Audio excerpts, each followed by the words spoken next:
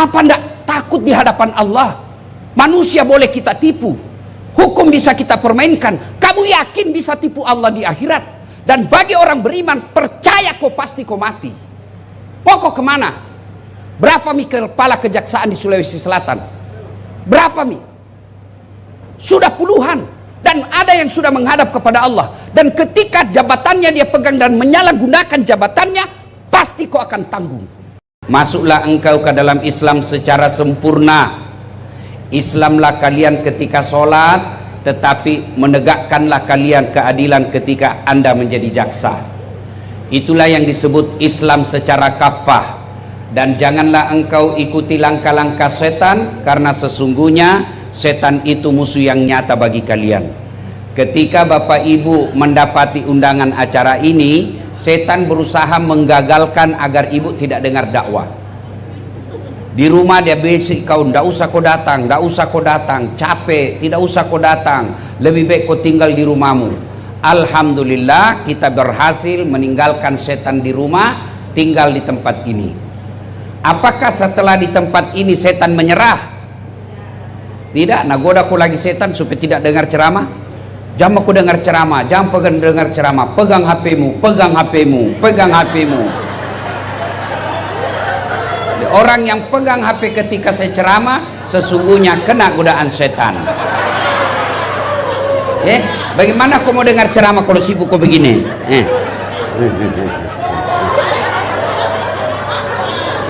Sudah dikasih tahu masih juga ada pegang HP-nya. La haula wala quwwata illa billah. Bukan mau kena godaan setan, kau sudah setan. Simpan dulu HP Bu ya, simpan dulu ya. Bisa? Bisa?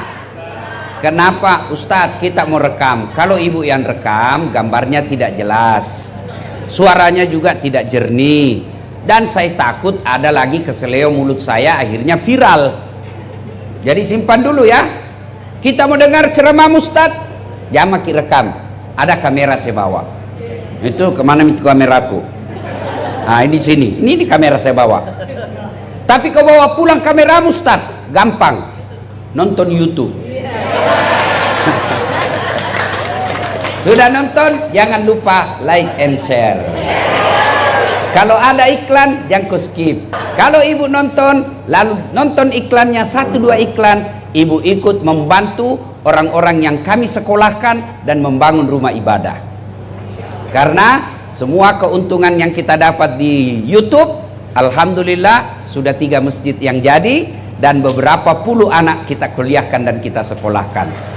Dari mana Ustadz dapat? Bukan korupsi, tapi dari mana? Itulah yang Bapak Ibu nonton YouTube saya. Maka jangan lupa like and share. Ya, jangan ketawa, saya serius ini. Kalau artis kau follow, apa kau dapat? Nah ini, dengarkan ibu-ibu. Kalau artis kau follow, apa kau dapat? Head on, hai guys, kita lagi di Jepang guys, mengikuti pengantin ini yang mewah sekali guys. Ternyata perampok. Apa kau dapat itu? Tapi kalau kau follow Ustadz, dapat kau ilmunya pahala. Kau amalkan ilmunya pahala. Kau sebarkan lagi ilmunya pahala. Banyak pahala kau dapat. Tapi kalau artis, apa kau dapat? Makan ki, nasir lagi. Kita lagi ini 1 piring sekian guys. Apa kau dapat? Maka follow ulamamu supaya kau dapat pahala dalam bermedsos. Bisa? Wa qala idzan bismillahirrahmanirrahim. Innallaha wa malaikatahu yusalluna 'alan nabi. Ya ayyuhalladzina amanu sallu 'alaihi wa sallimu taslima. Sesungguhnya Allah dan para malaikatnya bersalawat kepada Rasulullah Muhammad sallallahu alaihi wasallam, maka wahai orang-orang yang beriman, bersalawatlah kalian kepada Rasulullah dengan sebaik-baik salawat. Sadaqallahul adzim, maha benar Allah dengan segala firman-Nya. Bapak Ibu saudara-saudara sekalian teristimewa yang kita hormati, Bapak Wakil Kepala Kejaksaan Tinggi Sulawesi Selatan, Bapak Dr. Teku Rahman SH.MH, yang insya Allah dimuliakan dan dirahmati oleh Allah Subhanahu wa Ta'ala, dan seluruh insan kejaksaan di tempat ini yang saya muliakan dan dirahmati oleh Allah Subhanahu wa Ta'ala, terkhusus Ibu Kepala Kejaksaan Tinggi yang hadir di tempat ini, yang saya doakan ibu selalu sehat walafiat, bahagia dalam rumah tangga. Ini gaspol atau rem-rem? Serius kok, gaspol atau rem-rem ini? Hah? Nggak pakai kayak itu rem kalau ku gaski? Oke, pertama, jangan bawa perasaan, tapi pakai iman dengar ceramah. Ya, satu, ini dulu saya mau gas. Dan hebatnya, suamimu yang kajati, suamimu yang kajari, suamimu yang aspidum, kamu yang jadi dapat juga reci-reci itu jabatan. Iya toh? Dan biasanya istrinya itu pejabat, lebih hebat pengaruhnya daripada pejabatnya. Iya toh? Iya. Biasa itu dalam hidup, biasa itu. Hah? Biar setengah mati mah kau nasuka kajati, kalau ndak nasuka kau istrinya, ndak jalan urusanmu. Biasa itu. Memang begitu kehidupan sosial. Maka syukuri. Cara syukurinya, jagai suamimu. Itu caranya. Bagaimana jaga suamimu? Jangan kau periksa HP-nya. Nggak ada gunanya kau periksa HP-nya. Iya toh? Kau periksa HP-nya, kau kalah jago penyidik. Nah, kasih lihat kau HP-nya satu, masih ada 4 di kantornya. Untuk apa? Untuk apa kau periksa HP-nya? Kalau kau sayang kepada suamimu, jaga dia dalam bekerja. Manusia pertama yang melakukan pembangkangan kepada Allah, itu jabatannya Nabi, bukan kajati. Nabi jabatannya. Siapa? Adam alaihissalam. Kalau ada pegawai negeri, Nabi tahu gajimu itu pegawai negeri. Biar kau pun tampanting tak. Kalau banyak uangmu ndak ada bisnismu yang lain, pasti kau salah gunakan jaksamu. Apa yang kau banggakan? Jam yang kau marah, kau tonji bilang gaspol. Apa yang kau banggakan? Maka istri yang baik, dia jaga suaminya, dia jaga marwah suaminya. Daeng, ajak mu papa kasiri-siri. Namode tamasogi, tapi detomu balu ia lemu. Itu istri yang baik. Dan kau pergi pengajian, pulang kau kompori suamimu. Apa itu? Baru 4 tahun jaksa suamina. Dede, mobilnya bagus na pak. Kita 10 tahun maki, itu terus. Mobil 1 juta umat. Ya ketawa, saya serius sini. Bu, tolong jawab pak. Ada 2 perempuan, satu tinggi jabatannya suaminya, tapi pakaiannya tawa ala kadarnya, bersahaja hidupnya. Satu tinggi jabatan suaminya tapi glamor. Mana yang mulia di hadapan ibu? Mana? Yang orang akan cerita kebaikannya, apa namanya lewat? Siapa itu? Istrinya kajati itu. Masa? Iya baik na tahu pak anunya di.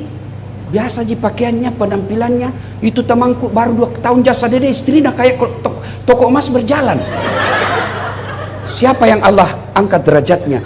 Orang yang rendah hati, orang yang santun ngomongnya, orang yang hidupnya bersahaja. Itu bahkan meskipun suaminya sudah pensiun, akan dijadikan teladan.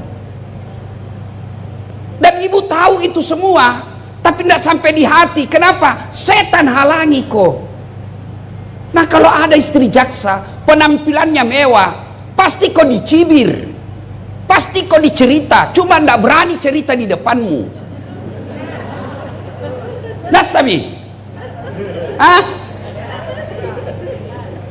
Allahu Akbar. Ibu-ibu, cintai suami. Caranya, pergi suamimu kerja, sholat duha kau di belakang dulu.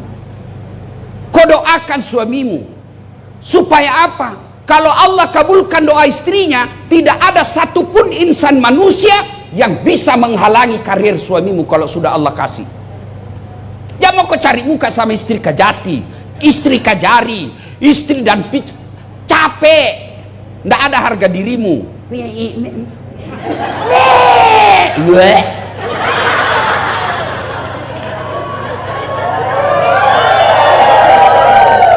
Sekolah mau kau tinggi-tinggi.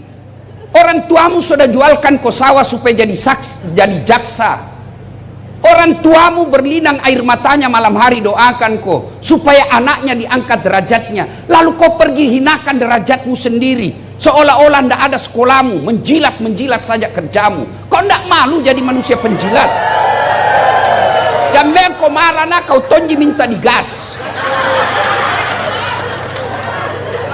Maka itu suami bu, kalau istrinya selalu nasihati, dek na tak kalupa lakemu.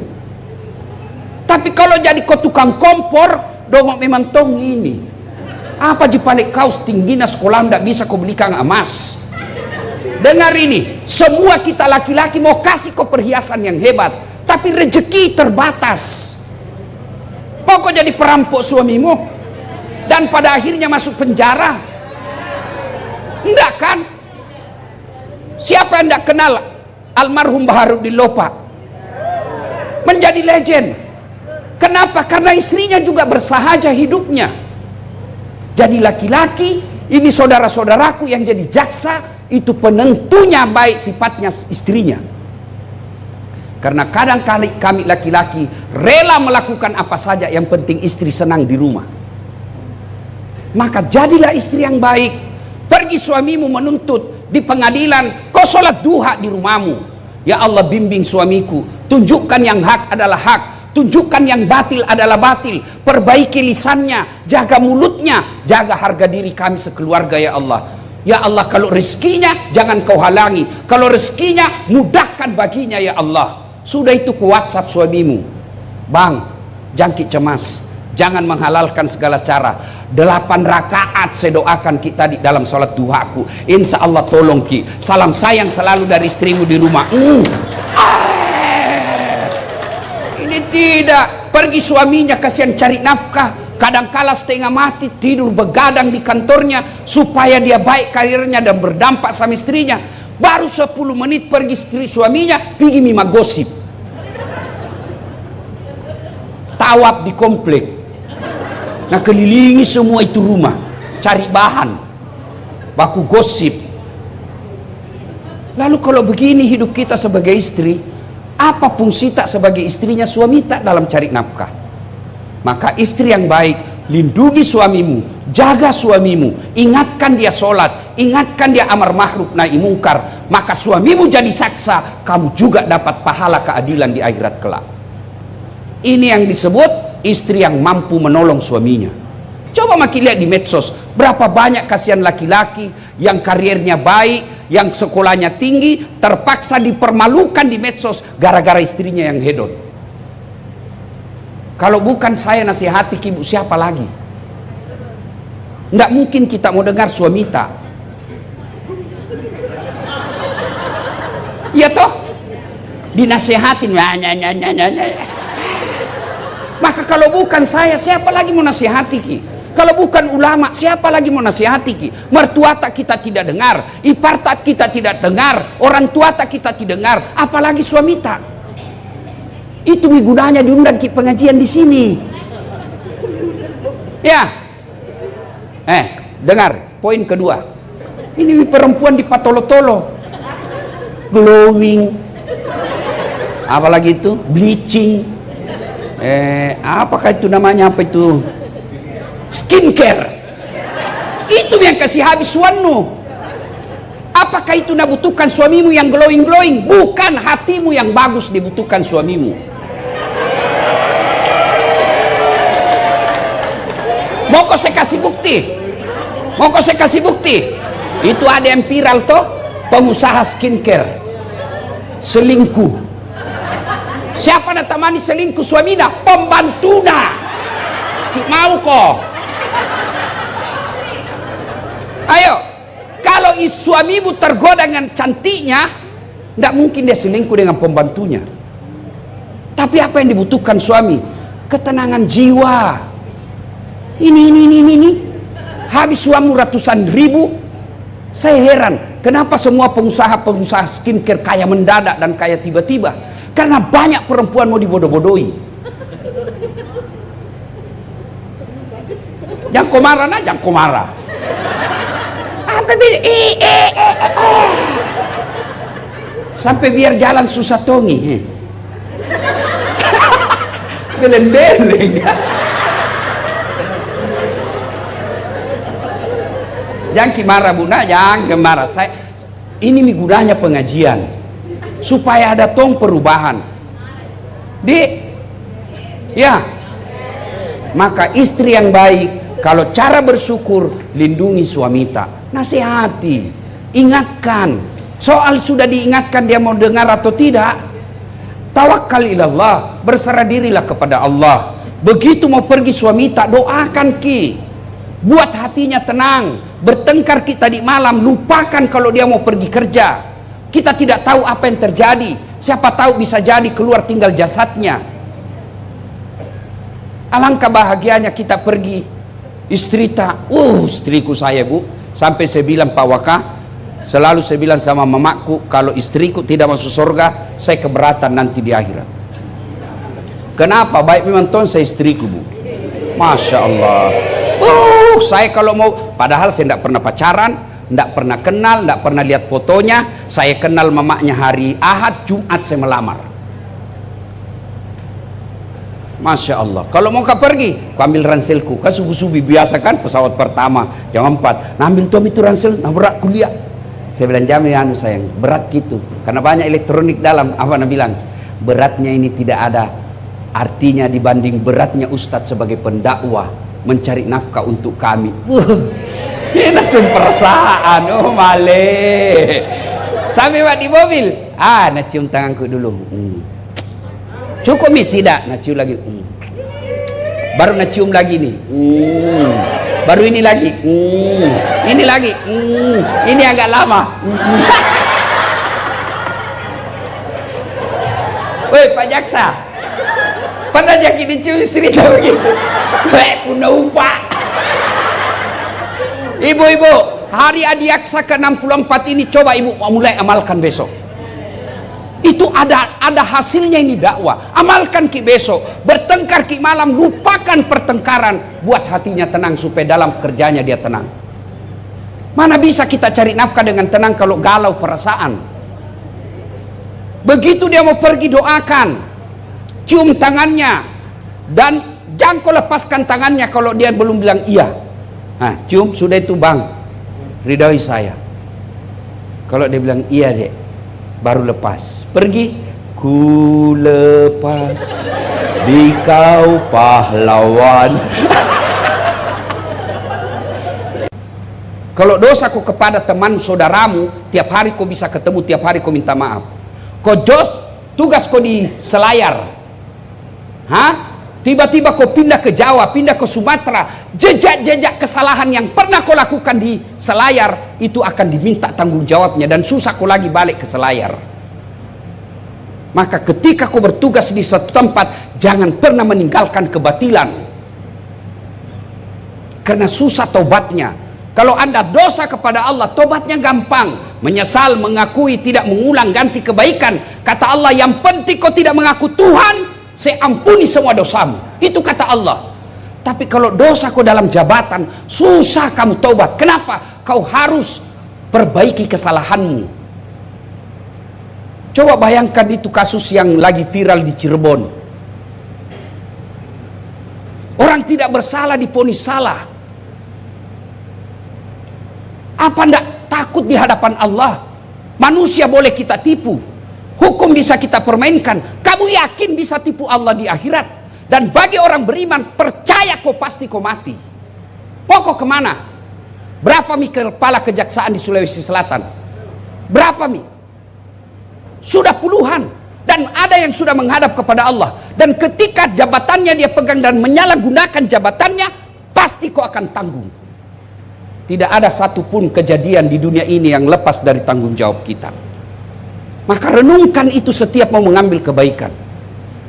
Kalau nanti ada takdirku masuk surga, masih antri saya pak.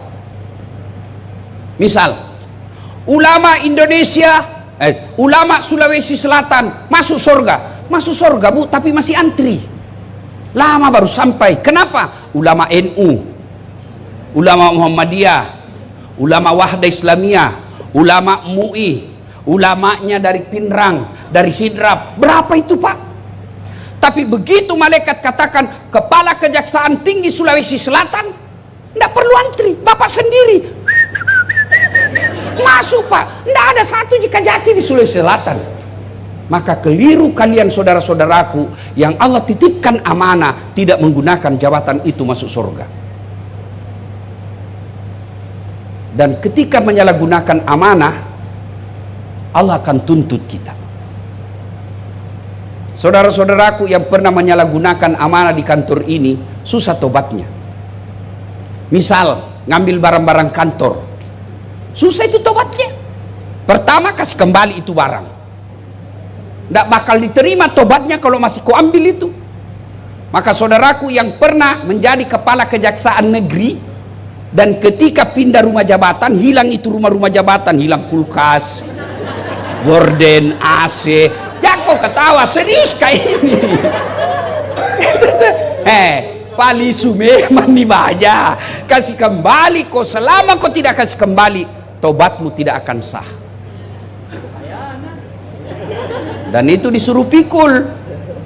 Disuruh pikul di Padang Masar. Bapak kan selalu lihat itu pengadilan. Antri kan orang diadili, Pak. Coba orang kalau di tahanan sudah dinyatakan tersangka, mereka kan berdoa, adili Kak cepat, kasihan. Kalau salah Kak ponis berapa tahun. Kalau saya adili saya, kalau tidak salah lepaskan saya. Begitu juga di Padang Masar nanti. Kita ngantri untuk diadili. Itu kalau di Kejaksaan Tinggi, Kejaksaan Negeri Makassar, berapa Ji? Mungkin 200 sampai 500 yang ngantri. Tapi kalau di Padang Masar, dari Adam sampai kiamat, berapa triliun manusia itu?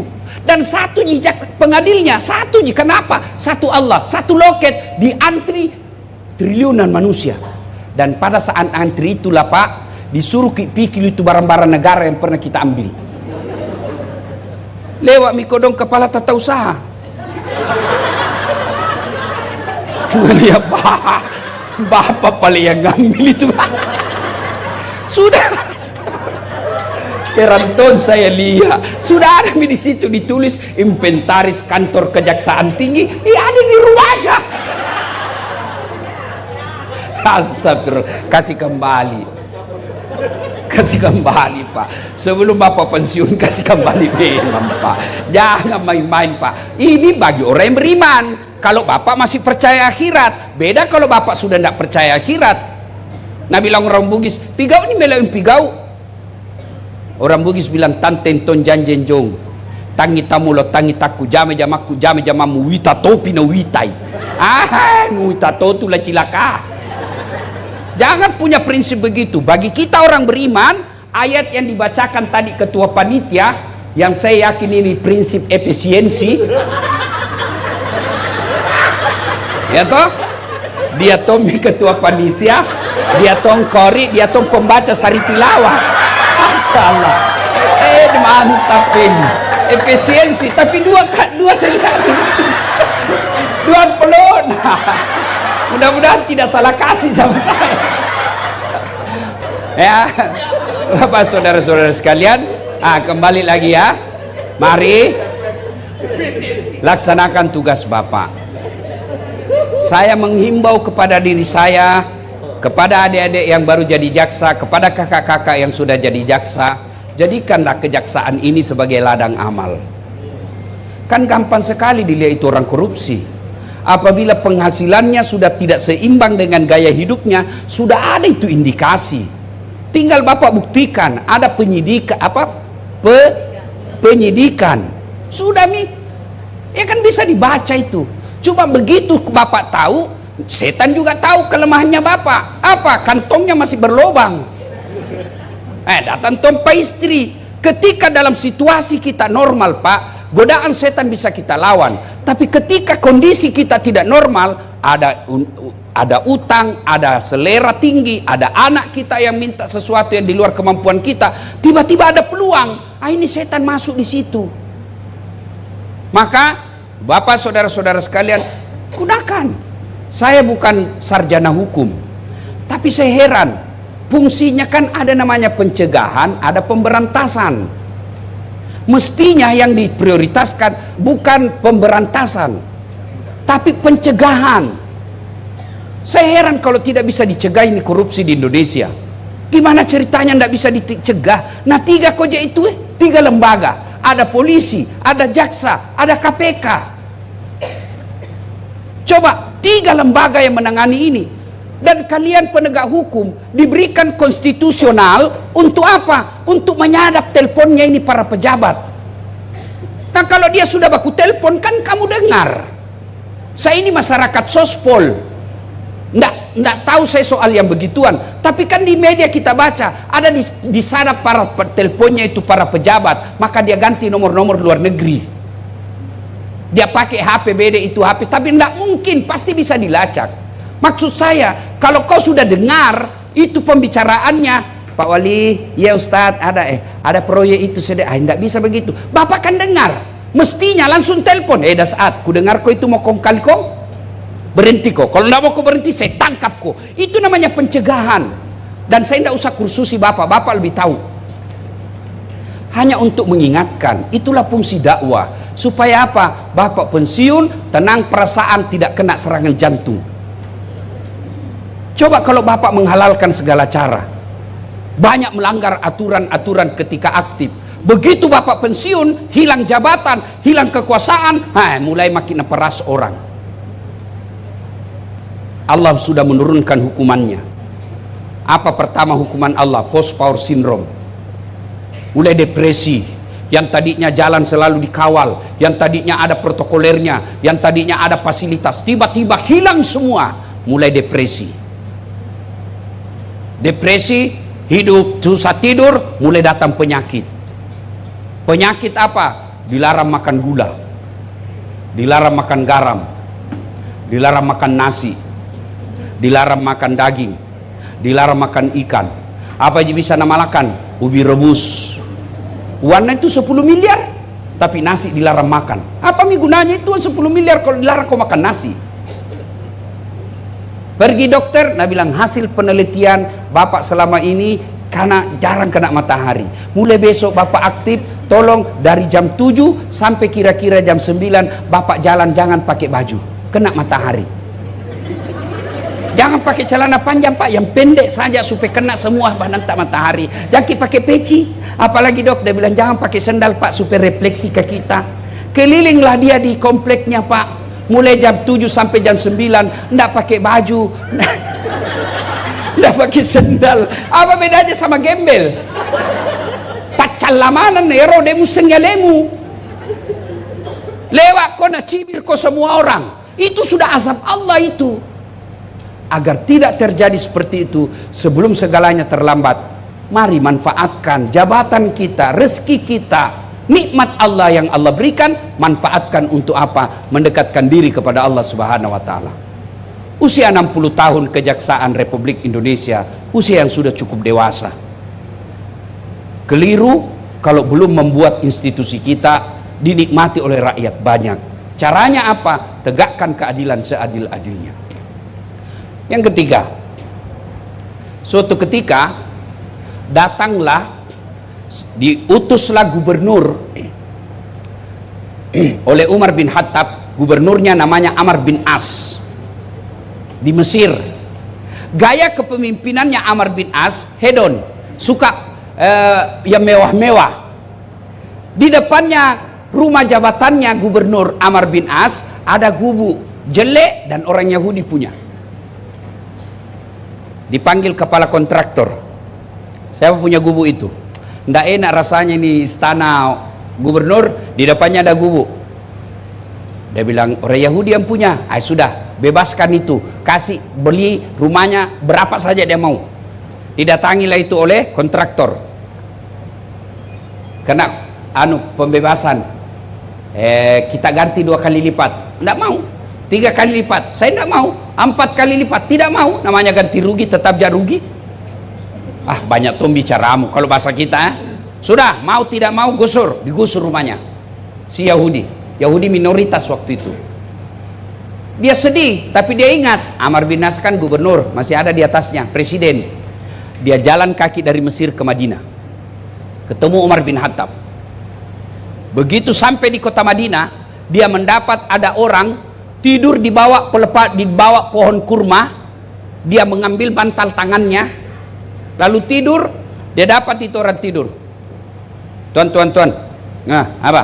Dia bangun ini yang tidur. Kenapa? Kok kenal Umar? Ya. Pengawalnya yatim piatu. Pakaiannya rasa malu.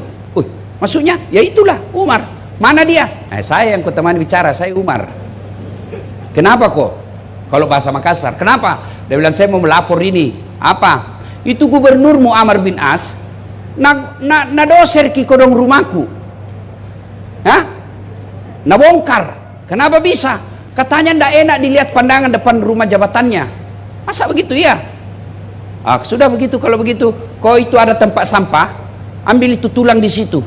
Dia bilang, ya Amirul Mukminin, Umar, saya datang ini minta keadilan, bukan minta tulang. Sudah, jangan banyak bicara, mau ambil saja. Dia ambil itu tulang, ibu. Lalu Umar bin Khattab mengambil pedangnya, sudah itu tulang, dia gores garis lurus di atas tulang itu, dia bungkus, sudah, bawakan Amr bin As, kasih ini. Dia bilang, apa maksudnya? Jangan banyak bicara, bawa saja. Bawa. Sepanjang jalan berpikir, jauh-jauh ku ini kasihan, nah tulang jadi kasih kak. Sampai di Amr bin As, Pak Gubernur, ya, ada apa? Saya baru menghadap ini sama Amirul Mukminin Umar bin Khattab. Beliau titip salam ini nak kasih ki. Dia lihat. Amr bin As melihat itu, gemetar, langsung jatuh. Tambah kaget ini Yahudi. Apa maksudnya ini? Dia bilang, ini teguran keras dari Amirul Mukminin, Pak Presiden. Apa itu? Kau tahu ini? Tulang. Garis. Ini garis artinya, Amar, kau sekarang jadi gubernur. Tapi ingat, kamu suatu waktu pasti jadi tulang. Sekarang kau berlaku lurus seadil-adilnya seperti garis lurus yang saya bikin ini. Kalau kau tidak mau berlaku lurus, pedangnya Umar bin Khattab kasih lurus kok. Begitu ya. Dipanggil kontraktor, perbaiki rumahnya kembali, batal digusur. Dia bilang, begitu keadilan dalam Islam? Ya. Dia bilang, iya Pak Gubernur, kalau begitu tidak apa-apa, ambil mini tanah saya tinggalkan. Ternyata keadilan dalam Islam luar biasa. Saudaraku yang menganut agama Islam, tunjukkanlah keadilan, jangan kau bikin malu agamamu. Supaya orang, kalian berdakwah bukan melalui mimbar. Kalau saya berdakwah melalui mimbar, kalian berdakwahlah dengan cara apa? Dengan jabatanmu sebagai penegak keadilan. Supaya apa? Di akhirat kelak, sebelum sampai kalian transit dulu di alam kubur. Ada 3 yang bisa menyelamatkanmu di alam kubur. Satu diantaranya ilmu yang bermanfaat. Kalian ketika berjabat sebagai jaksa, ada ilmu-ilmu yang bermanfaat, ada tradisi-tradisi yang kau lakukan dan turun-menurun diamalkan di kantormu, itu akan menjadi amal kebaikan dan itu akan kau nikmati. Tiap bulan dapat gaji, tiap tahun dapat kenaikan pangkat, di akhirat sebagai jaksa juga jadi amal jariah. Ibu bapak saudara-saudara sekalian, inilah tausiah kita pada taklim kita kali ini. Mudah-mudahan ada manfaat.